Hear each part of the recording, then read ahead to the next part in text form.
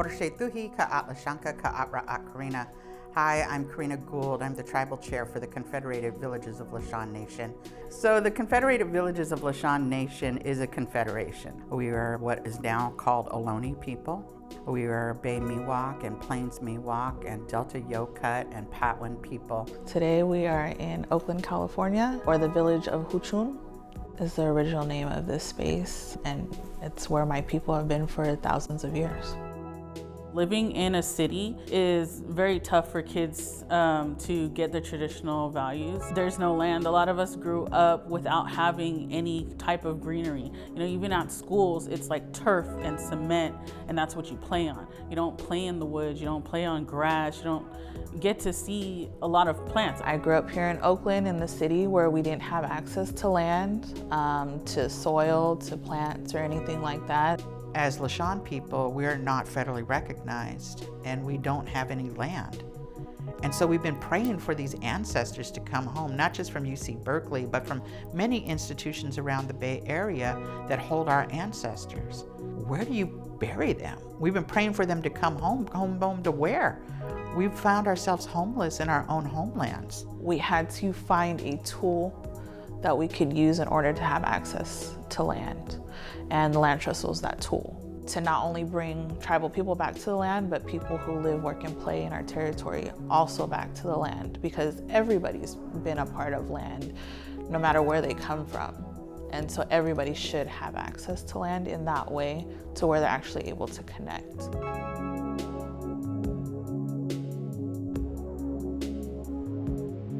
I got an email from Aruba Myra. At that time, Mayor Libby Schaaf had asked her to come and perform. And she said, well, are you working with the First Nation people? And she's like, no. And she goes, I want to do an introduction. And so she made an introduction to Libby and I. My understanding of what happened is that Mayor Libby Schaaf had seen a documentary and it was inspired. My friend Michelle Steinberg, she created a film called Beyond Recognition about the history of California and the Bay Area, Native people, and the creation of this idea of a land trust. And Libby watched that. Growing up here in Oakland all her life and not realizing that she actually didn't know about the Indigenous people of this land. And she figured that in her place that she could actually do something. Acknowledging that there had been a wrong perpetuated on that community generations ago that persists to this day. What could the mayor do? What could the City of Oakland do to try to do something right to help restore the damage that had been done? So she called us into a meeting and she said, what about if we give you some land? You know, the city actually owns Joaquin Miller Park. Why don't you go up there and look?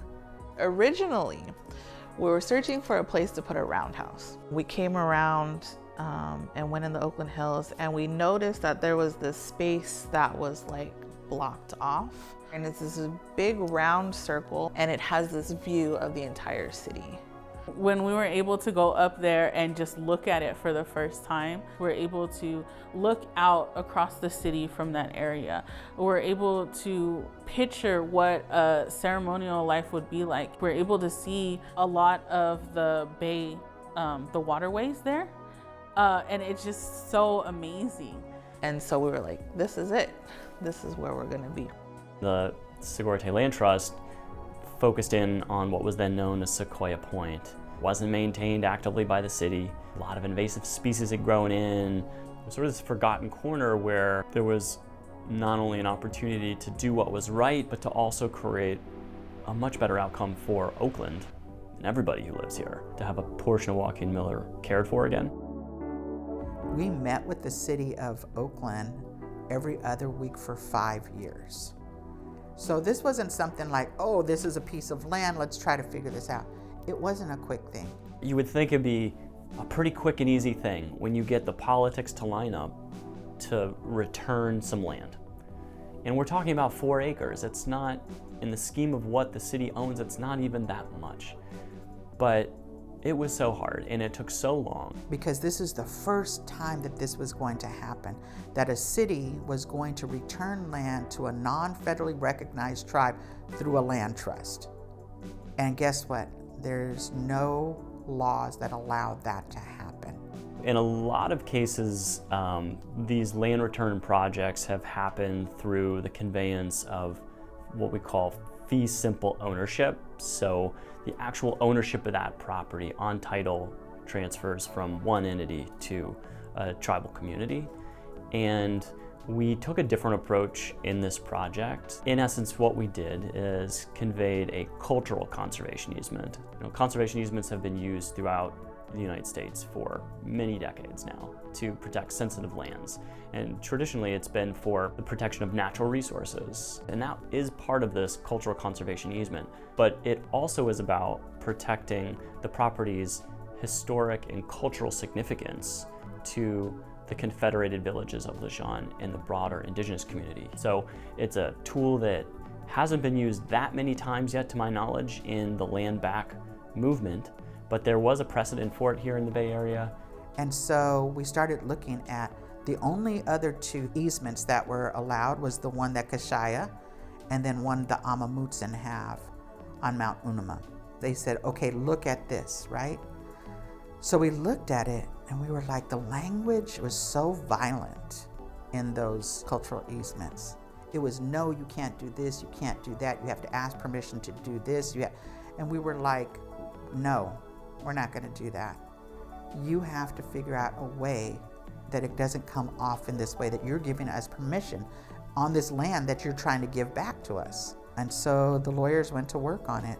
Most of the time what a conservation easement is doing is taking a small sliver of the property rights that a landowner possesses and giving those to somebody else. But the preponderance of the property rights remains with the property owners. We sort of flipped that upside down and we said, okay, yes, the landowner is going to remain the City of Oakland on paper, but the preponderance of the rights are not going to remain with the city.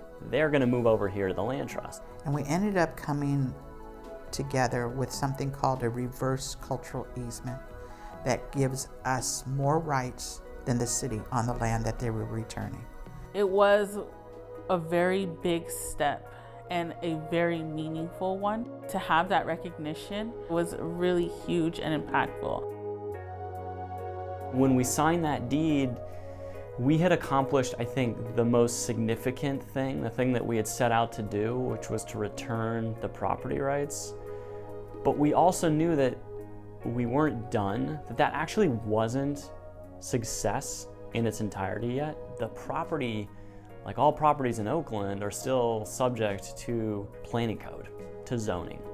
And this property that the Sogorea Te Land Trust picked happens to have the most restrictive zoning in Oakland. Most activities are prohibited on lands like that. They can't just go put a sign in the ground. Also realizing that we can't put a roundhouse there because of whatever coding and logistical things. Really just another example of an institution that was imposed on the people that were here first. It was another mechanism of oppression, for these people. To have their land taken away is one thing, and then to have regulations brought down on the land that said, hey, even when you get some of that land, you still can't use it in the ways that you and your ancestors have for generations. Part 2 of this whole exercise was revising the zoning code. And what we did here, I think, is also pretty innovative. The City Council passed an amendment to the city's planning code that said for properties within the open space zone of our city that have conservation easements on them, the allowable uses on that property are not going to be dictated by the zoning code. They're to be dictated by the conservation easement.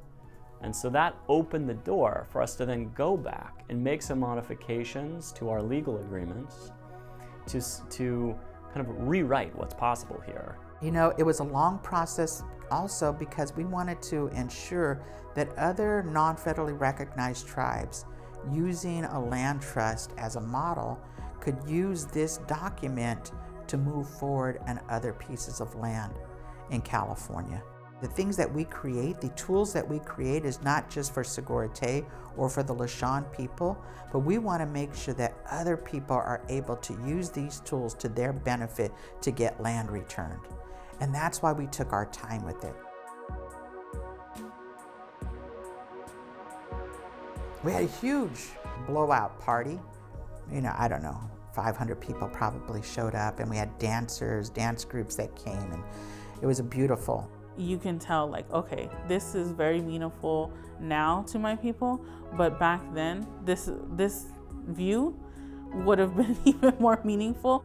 This dream is like doing education about having water catchment, about taking out invasives or what we call displaced relatives, and returning that land back to health. Us being a part of the land and getting land back, we're also able to bring other people and community into those pieces of land. The way that we work is having reciprocal relationships with the people who are there. One of the things that I'm really struck by in the way that the Sogorea Te Land Trust talks about and thinks about land is that this is something about all people in Oakland. There are people who are, they're eager to learn about the original peoples of this land, but they're also eager to be a part of the land too. I feel like people are often searching for something and they don't know what they're searching for.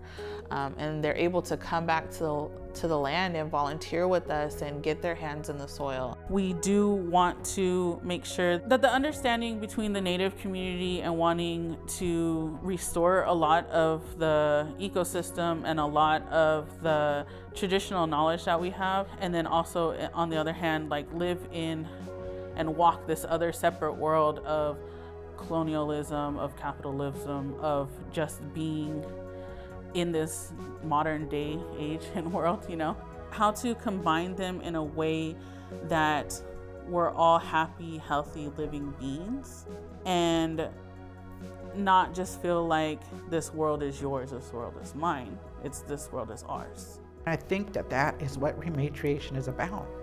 It's about reminding us to be human beings again. And that this work of Sogorea Te is really about trying to figure that out.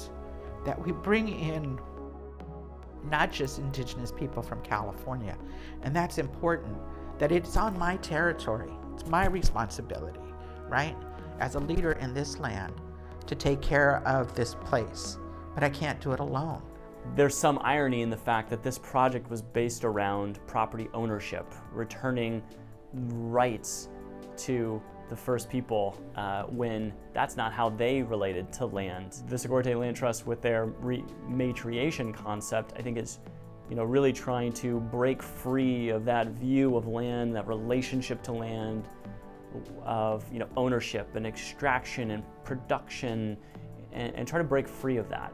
That rather we're in symbiotic relationship with the land, and land is a place for healing and community. It is a common question that we get a lot.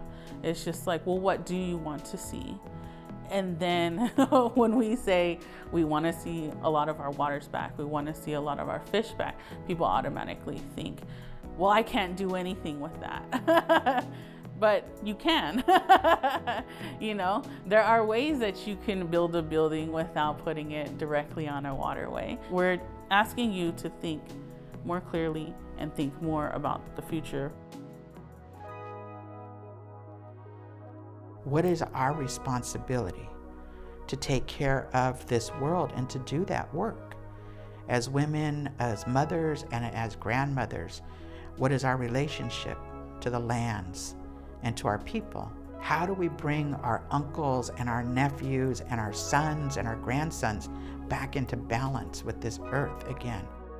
It's about coming back to the land so the land can heal us as human beings, so that we can do the work that she's asking us to do to help her to heal as well.